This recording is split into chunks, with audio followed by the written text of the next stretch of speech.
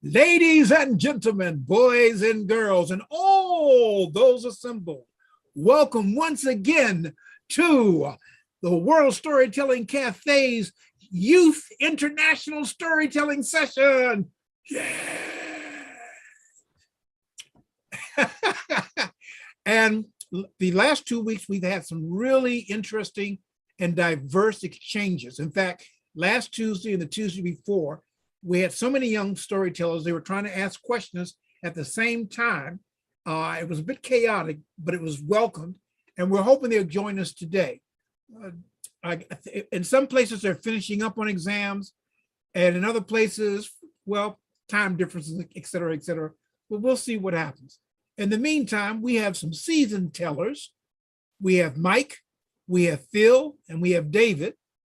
And of course, we have Kamal, who's also in the cafe. And upstairs running, flying the magic carpet is Waleed.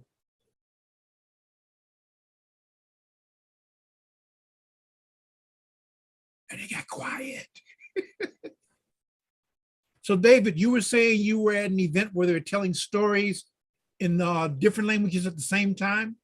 Yeah, I just came from an event that was hosted by Manuela Calzini Kelly, who I think most of us know because she's been on here several times. Yes. And she works with Trinity, it's an education organization in Italy. And she was hosting an event. There were 130 teachers, all Italian teachers of English mostly. Whoa. And they were celebrating today European European Day of Languages. And what they did is there was a group of teachers who told the story of the Bremen Town musicians. I think we all know that story, the Brothers Grimm story, with the donkey and the dog and the cat and the cockerel, and they're all making a symphony of wonderful noises. So we're all working out, how do we say woof woof and meow meow and ee-aw and cock-a-doodle-doo in all different European languages, and everybody was unmuting, 130 people unmuting and making a cacophony. Whoa. It was great fun. Whoa. But that was great because those sounds are really similar across languages. So it was actually, we had the different languages the story was being told in, but then the sounds of the animals were very similar. So you realized that we've got so much in common as well as what separates us. And given what we know has happened in the last couple of days in Italy, it was beautiful to celebrate diversity, because Italy has unfortunately got a very non-inclusive leader in the last couple of days. Yes, I was reading about that this morning. It's morning on my side of the world. Well, actually, It just became afternoon. We had a couple of youngsters. We admitted a couple of youngsters, but I guess they're having spotty connections because as quick as I admit them, they disappear. We're doing something very similar on the 16th of, no, it's either the 16th or the 16th of October. It's part of the Scottish International Storytelling Festival. I'm the chair of the Grampian Association of Storytellers, and Jackie is going to be leading a workshop with us, and we're going to be telling the story of the monster under the bridge. And we're going to try and do it in as many different languages as we can. And again, it's going to be the animal sounds, and that is going to keep taking it over. So the first verse will be done in English, and then it'll be done in different languages. So that we're looking forward to doing that. Brilliant. So that's on the 5th. That's not on Zoom, unfortunately. It is an in-person workshop, but that's one of the things we're doing as part of the international festival. So that's brilliant, Phil. I'm really curious to ask our two friends in Morocco, in Marrakesh, what sound does a donkey make? Like in English, we say ee-aw, but what about well, I don't know, what language are we talking about? It's not Arabic, is it? It's a kind of Berber language, or what's the name of the language that you speak every day? Unmute. What language do you speak, Kamal, on a daily basis? He's mute. Well, to answer your question, I mean, monkeys, like we say, or something like that. It's kind of. But what about a donkey? You know, a donkey with Yeah, you know, Eeyore. donkey. Donkey is like, yeah, yeah. It's something in Arabic. In Arabic, we can call it nahiq. Nahiq. Nahiq. Yeah, nahiq. Yeah, exactly. And then the But- dog goes woof woof in English. What about in Arabic? The dog. Yes. The sound that the Yes. dog makes. We The say son. woof yes. woof in English. What about in Arabic? It's barking, barking in English. The dog, the voice of the dog is barking in Arabic language, or I can call it nubah. Nubah. It's like. Kind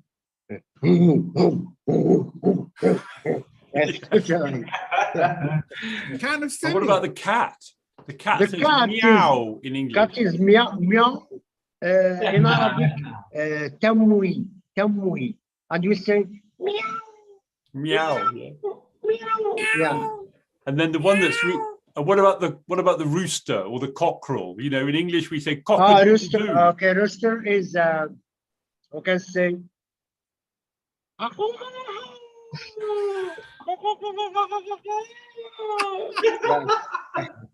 Come out, you're good. Okay. I have a question. I have a question to you, Mister. Could you, I can say, discover this voice? Okay. I reckon that's a cow. Yeah. We say. Yeah. This is the voice. This is the voice of pigs. Pigs. Yeah. We say Do that oink, again. oink. Yeah. Do the pig again. Okay, pig. This is.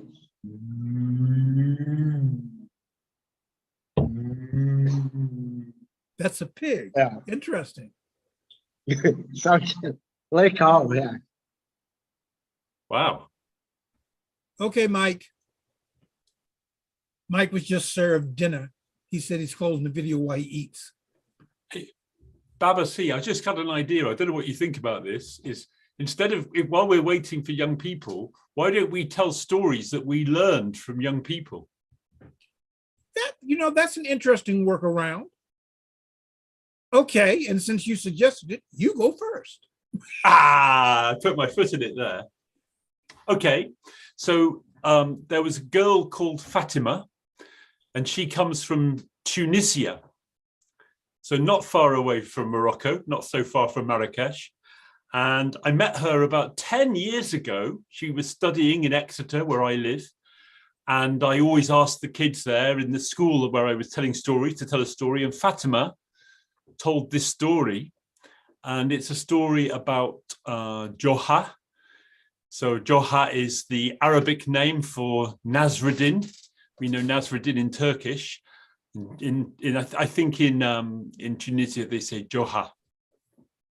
So one day, Fatima told me, Joe had been in a lot of trouble and he had just been released from prison. And he went to his favorite coffee shop. But when he went into the coffee shop, all his friends turned their back. Said, "What are you doing here, Joha? You shouldn't be here. You owe us money. You tricked us. You cheated us.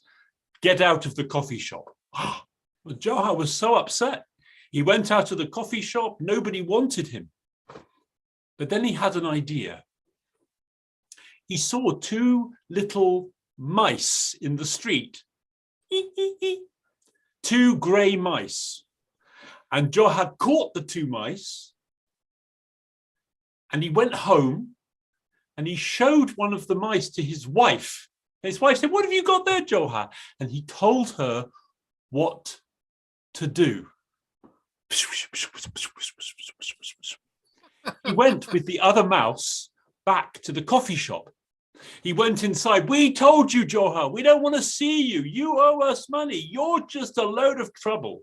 But Joha said, "My friends, I just want to introduce you to my new mouse. And he showed the mouse. He said, my magic mouse. What are you talking about, magic mouse, Joha? It's a magic mouse. This mouse can communicate. Nonsense, his friend said. Joha said, look, are you hungry? You can come to my wife's house. You know my wife is a good cook. You can come and eat her best meal. I just tell the mouse, what would you like to eat? And they said, oh, couscous, couscous. So he said, mouse, go home, tell my wife to make a delicious couscous. Okay, you got it? Couscous. And he went to the door and he freed the mouse, and the mouse ran off, and the friend said, you must be joking. That's a mouse. Mice can't communicate.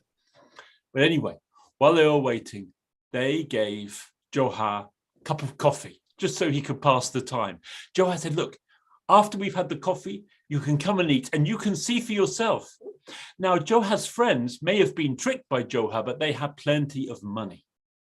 And finally, Joha said, come on, come to my house. So they went through the streets to Joha's house. And when they reached Joha's house, they could smell the delicious couscous cooking. What? They came inside and there was his wife smiling. You've made couscous? Yes, there's enough couscous for all of you, said Joha's wife. But how did you know? And Joha's wife held out a mouse. Now, you know and I know this was the other mouse. But she said, the mouse told me what you wanted to eat. What? They said. Well, they sat down and they began to eat. But during the meal, they kept saying, that's amazing. That's incredible. It's a magic mouse. Oh, Joha, I want to buy your mouse. No, said Joha, it's not for sale. I'll give you 10 dinar. 10 dinar. No, said Joha, it's a magic mouse. I can't sell my magic mouse. I'll give you 100 dinar. 100 dinar. No, I won't hear of it, said Joha. 1,000 dinar. Well, said Joha, seeing as you're good friends of mine, very well, 1,000 dinar. And Joha sold the mouse and they paid him in cash, 1,000 dinar. Well, after they're gone, Joha and his wife looked at the money. They counted the money. Oh, we're rich, we're rich. But Joha's wife said, but Joha, what will happen when they realize that that mouse isn't magic? They'll come back and they'll want their money. Wife, said Joha, don't worry about that. Don't worry about tomorrow. Let's enjoy our money now. So that's the story that I learned from Fatima. I think she was 14 years old. Now she would be maybe 24. But when she told me that story, she was young. And I love learning stories from children. Have you heard that story before? I've heard a version of that story before. Yeah, there are lots of different versions of that story. Right. I love that. I'm racking my brain because I'm trying to remember stories that children have taught me, but I know a story that I learned because of a child. I don't know if he taught it to me or not, but he introduced me to a character called Doom Doom. But when you make the adjustment, he's from one of the islands, when you make the adjustment into standard English, it's Dum Dum. And the short version, by those of you, for those just tuning in, we're doing Young International Tellers Day, and we're having, some of our tellers are having technical challenges. So while we're waiting for them to tune in and join us, it was suggested by David Heathfield that we share stories that young people told us or shared with us. So that's what we're doing. All right. So the story is Doom Doom. I'll share a short version of Doom Doom. And Doom Doom, and every time I say Doom Doom, you guys have to say Dum Dum. Dum Dum. So Doom Doom. Dum Dum. Dum Dum. And you can unmute. I don't care if it gets chaotic or not. But Doom Doom. Dum Dum. Dum Dum. One day his mom said, Doom Doom. Dum Dum. Dum Dum. I want you go store for me. And she give him quarter. She said, what's this quarter? You buy a loaf of bread. And then she gave him another quarter. She said, Doom Doom. Dum Dum. Dum Dum. With this quarter, you go buy me some cheese. No, go. because this is before the advent of cars, and not even everybody had a horse. So Doom Doom had to walk to town. And it was a Dum Dum. long walk. It was about an hour back, an hour there, and an hour back. So Doom Doom Dum Dum. Dum dum. showed back up at the door about 5 minutes later. His mother looked at him. She said, Doom Dum Doom, Dum. Dum dum dum. why you here now? You no go to the store. He said, Mama, I was on the way to the store and I fall down and I dropped the quarters. And when I picked them up, I didn't know which one was for the cheese and which one was for the bread. And if you've learned anything from this story about Doom Doom, Dum Dum dum. Dum. you just proved that you're no dum dum.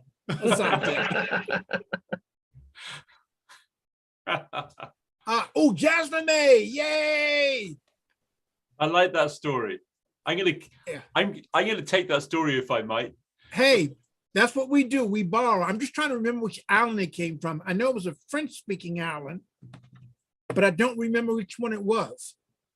A French-speaking what? A French-speaking island in the Americas, but I don't remember which island it was. I was told the story when I still had some hair still under here. So Jasmine May, how are you today, Princess?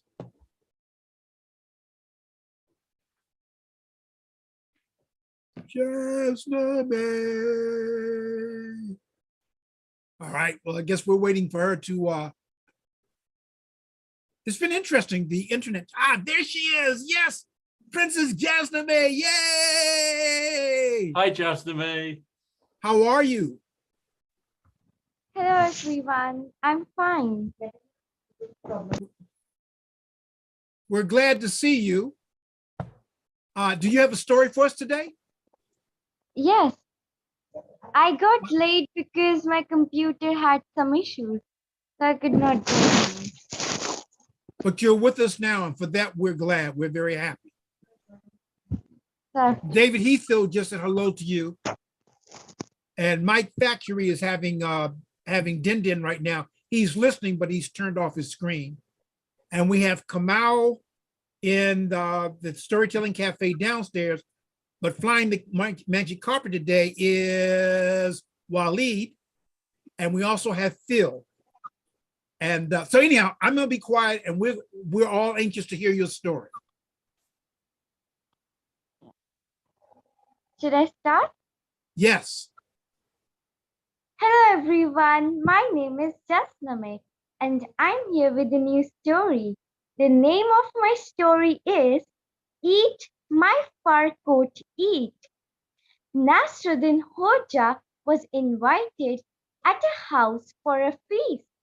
He was invited because he was too wise. He went there wearing his old clothes because he did not have time to dress up. So he just took his old clothes and went. Nobody at the dinner table looked at him because he was wearing his old clothes. So nobody paid attention to him. They did not even say hello to him, nor they served him food, nor they gave him attention. Now Hoja, sitting at the table, could not bear this. He thought, no one is paying attention to me. No one asked me anything. So he rushed to his home. He rushed to his home and he changed his clothes. He wore knight's clothes with a fur coat and went back to that house for feast, thinking he would get attention this time. This time, Nasruddin was welcomed at the door. He was paid attention to. They seated him beside the feast. And pointing at the delicious food, they said, help yourself, Hoja. Enjoy your meal. I hope you like the food. Hoja said, eat my fur coat, eat. And he put his fur coat near the dish. Now the people were surprised. They were thinking, why is he doing like this? And so the people asked, oh dear Hoja, what are you doing? Does a fur coat ever eat? Hoja told them what he experienced. what they did when he was wearing old clothes. They did not pay attention to him. And so he added, seeing that the meal is for the fur coat, then let it have it. Thank you.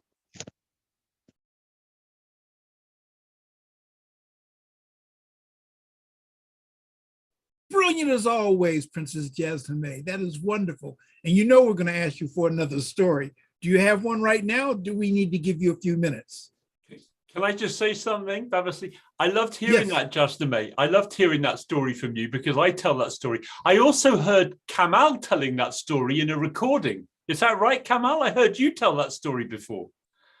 I think maybe I've even heard Babasi tell that story before. It's wonderful. Yeah. So do you have another story for us, or do you need a moment? Okay, I- so sorry because sorry for interrupting. Because yes, exactly, Mr. Baba. Have you heard about this story, a special one from Tunisia? I mean, Juha. Yeah, Joha. yeah, exactly. But All this right. story, but Kamal, this story that Jasname just told, I heard you tell the same story before when Joha goes with his coat. Yeah, it's this Yeah. one. Yeah, exactly. No, because Juha is like a masterpiece of our culture. Yeah, I Moroccan know. culture. Because I know Juha with the Sultan, I know Juha with his donkey, I know Juha when he was invaded by, I can say, by a prince, Dome. I know, we can say Juha's stories at all are some jokeful stories and Yeah. stories, we can say, which they have, like I say, a deep and a rich in terms of laughing and joking. Yeah. Yeah, and they reach all the way from Morocco right across North Africa and Asia and Southern Europe and all the way to North India and even Western China. You know, these stories reach right across the world. Exactly. Yeah, I totally agree. I totally agree. Jasmine, you've inspired us seasoned tellers to share information and to compare the different places where your story has been told. And that's wonderful when we hear more than one version of the story being told by different tellers. However, the floor is yours. So if you have another story, please tell. I have a poem. By all means. At the theatre, to the lady behind me. Dear madam, have you seen this play? I never saw it till today. You know the details of the plot, but let me tell you, I do not. The author seeks to keep from me the murderer's identity. And you are not a friend of his if you keep shouting who it is. The actors, in their funny way, have several funny things to say, but they do not amuse me more if you have said them just before. The merit of the drama lies, I understand, in some surprise, but the surprise must now be small, since you have just foretold it all. The lady you have brought with you is, I infer, a half-wit too, but I can understand the piece without assistance from your niece. In short, dear women, it would suit me just as well if you were mute. In fact, to make my meaning plain, I trust you will not speak again. And may I add one human touch? Don't breathe upon my neck so much. Thank you. Thank you. As always, Jasmine, when you tell a story or share a poem, you're wonderful. Would anyone like to comment about Jasmine's stories and poems today? Go ahead, David. You know, the same woman sat behind me when I went to the theatre and the cinema. She gets around, that woman. And sometimes it's a man.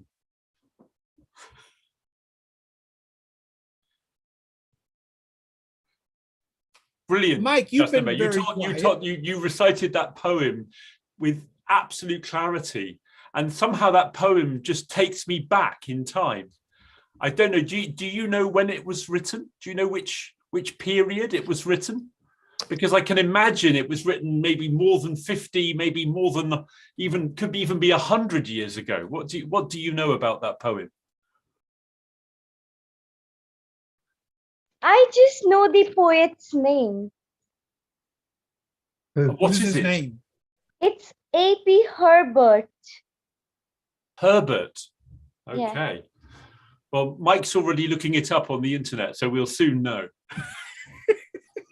I wasn't. I was just writing it down so I can look it up afterwards. So, Mike, would you like to share your thoughts about Jasna May's telling today? Yep.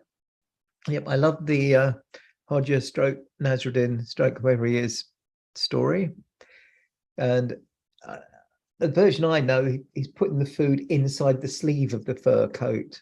So he's sort of feeding the fur coat. And it was nice that the food didn't get wasted because he just put his fur coat close to it instead of actually putting the food in it. That's a nice. I prefer your version, Jasna May. And I love that poem. I thought it had a little John Betjeman feel to it, but then I thought, no, it's not. And then it's A.P. Herbert, who I don't know.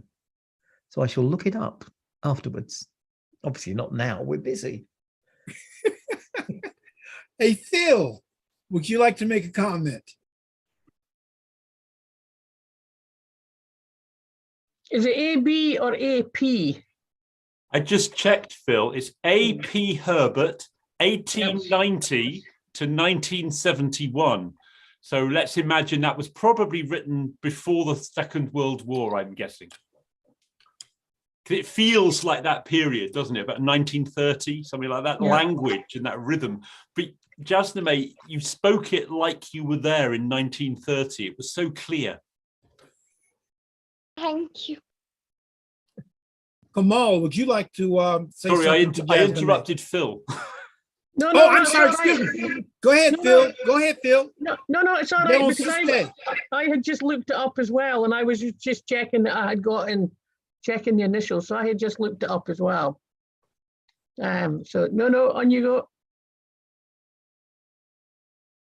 You have the floor, Phil. Oh, sorry, right. Well, if you would go back to what we were doing with children, I haven't got a story that I was taught by a child. I've got a story I was trying to teach my niece this story. And the reason why she always wanted to get taught the story is because I scared the living daylights out of her at the end of the story. And she's never ever forgiven me for it. And she always wants to go and scare other people. So I had to teach her the story. So the ending will scare you. So I'm giving the ending away, but I'm sure we'll get there. It's very, and I think she was about 6 at the time that I told her this story, and she was sitting on my knee, and she actually landed on the floor because I didn't realize I had done it too well. She jumped right off my knee because I scared her so much. So it's quite simple. It was a dark, dark night in a dark, dark wood, and there was a dark, dark house. And there was a dark, dark room. And in the dark, dark room, there was a dark, dark cupboard. And in the dark, dark cupboard, there was a dark, dark box. And when you opened the dark, dark box, it just went boom. And my 6-year-old niece landed on the floor, and she never forgave. I don't think even now she has forgiven me for it. Jasna May says she has to leave because she has school tomorrow. Good night, Jasna May. We're all going to say good night and good luck to you before you go. I feel Everybody sorry unmute. for Jasna May, because Jasna May, you can't sleep now after you heard that story from Phil. It's too terrifying. It reminds me of once in my early years when I was writing a murder mystery, and I was writing a murder mystery about the perfect murder. And I scared myself because it was about how someone could have broken into my apartment. And I said, oh, no, no, no, no. I was up all night making sure that no one could break in. But Jasmine, thank you very much. As always, you are refreshing. You tell stories very well. The way you use your voice and your facial expressions and tones. Thank you. Thank you, Princess. Thank you, everyone. Good night. Good Good night. night. Take Good care. night, Justin May. Night. She is always a breath of fresh air. Hey, I'm seeing double. Yeah, I noticed that. You know, talking about seeing double, the other day, no, it was Sunday. Sunday when we were telling, when we had the World Story round, Zuhan was telling stories, and I noticed that he popped up twice. So I checked in on the other one. I got a chance to see, you know, him from the frontal view, and I got a chance to see him talking into the camera because there was a camera behind him. It was very interesting. Babasi, can I take this opportunity to talk about the storyteller who's coming on Friday? Yes, sir, by all means. Because on Friday, the World Storytelling Cafe, the storytelling for children will be with a storyteller that I don't think any of you have met before. A good person I've got to know really well called Geraldine Nanjala. And Geraldine teaches in a school not too far from Nairobi in Kenya. And I've got to know Geraldine over the last year, meeting her and doing courses. She's done some courses with me. And she's the most wonderful storyteller, particularly stories for kids. So I encourage Geraldine to come along. So do come along on Friday and hear Geraldine and share it with people, because it's going to be something special, meeting a new and very, very compelling, wonderful storyteller, Geraldine Nanjala. So that's, what time is that? I think it's 6 o'clock UK time on Friday. All right, that sounds exciting. And of course, this Sunday, we don't have Story Round, but a week from the day, we will once again have Young International Tellers. So that's something to look forward to. And it is about 12:39. I don't think the kids are going to tune in by now. If they haven't, I'll give it just a couple of minutes, because a lot of times Nigeria comes in at 1/2 hour. So we just give it a couple of minutes. The story Mike, have you got a Dum Dum? story you learned with a child? I have got a story that I was told by a child. I'm not sure how great it is, but it was from a child. Once upon a time, Bear had a red hat. He loved his red hat. It was a fedora with a little feather. He absolutely loved it. And one day it disappeared. And he went storming round the woods. Have you seen my red hat? And they all said, no, I haven't seen your red hat. And he stormed along, and there was Rabbit. And Rabbit was wearing a red fedora with a feather. And Bear said, have you seen my red hat? And Rabbit said, no, I haven't seen your hat. No. A couple of days later, people noticed that Bear had his hat back on, and they couldn't find Rabbit. And they went and said, Bear, just a quick question. I haven't seen no rabbit. But she didn't do the voices.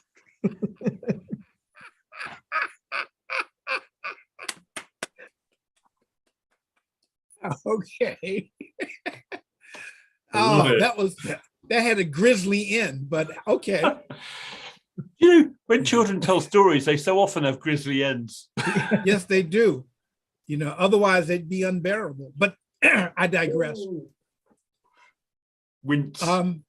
Yeah, that was bad So, even for you. David, I believe the Dum Dum story is from either Saint Martinique or Saint Martin, but I'm not sure, because they are both islands. I call all the islands on this side of the globe the American islands, because technically that's what they are. But Saint Martinique or Saint Martin is where that story came from, but I'm not sure. All right, well, we have quarter up. We've already introduced what's coming up on Friday and next Tuesday. And so I think this is a good note to end on. So once again, thank Kamal and Waleed for flying the magic carpet. Thank you, Phil. Thank you, David. And thank you, Mike. And everyone continue to have a good evening, or in my case, a good afternoon. Take care. To be continued. Bye-bye. Jumbo. Good night, folks. All right. That's all, folks. There's a story behind that. All right, good folk. We'll see Yeah, you goodbye, Mama. Friday, and we'll see you next Tuesday. Take care. Yeah. All right. See you again. See you again. Bye. Bye.